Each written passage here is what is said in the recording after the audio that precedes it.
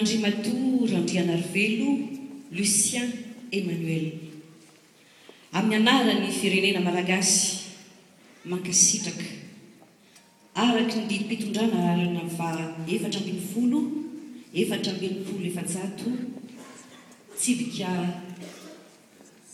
7 natao tao amin'ny 4 Jolay 2012 araky ny didim-panjakana laharana fa 1 tsibika 13 natao tamin'ny 12 Janoary 2012 izay manindry anao ho eo amin'ny mahaboninahitry ny kanto sy ny soratra ary ny kolotsaina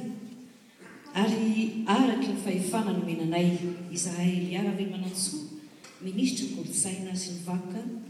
dia manondrotra anao eo amin'ny marim-porinahim-pirenena